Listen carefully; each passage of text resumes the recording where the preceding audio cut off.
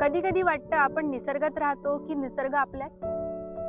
सकाळी खिडकी उघडली की समोर दिसणारं ते झाड, पानावर थांबलेले दवबिंदू, दूर कुठेतरी ऐकू येणारा पक्ष्यांचा आवाज आणि चेहऱ्यावर अलगद स्पर्श करून जाणारा वारा.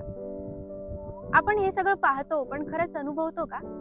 निसर्ग कधीच घाई करत नाही. झाडाला मोठं व्हायला वेळ लागतो, नदीला समुद्रापर्यंत पोचायलाही वेळच लागतो. मग आपल्याला सगळं ना आत्ताच हवं असतं.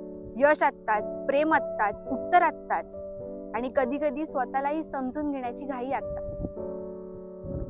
पाऊस येतो, मातीला भिजवतो आणि मग त्याच मातीतून एखादं छोटंसं रोप डोकं वर काढतो. ते रोप कदाचित कुणाचं लक्षही वेधून घेत नाही, पण ते वाढत राहतं.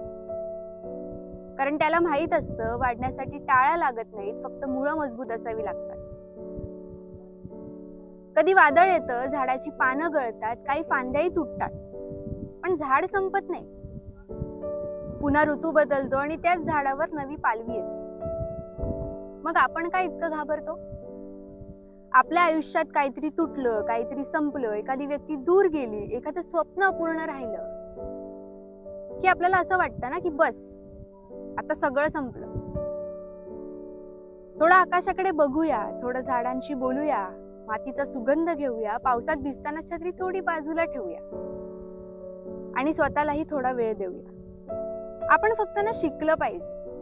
ऋतू बदलले तरी मुळांशी जोडलेलं राहायला, वादळ आला तरी पुन्हा उभं राहायला, आणि योग्य वेळ आली ना की पुन्हा एकदा नव्याने फुलायला. कदाचित निसर्ग आपल्याला रोज हेच शिकवत असतो, फक्त आपण ऐकायला थांबत नाही.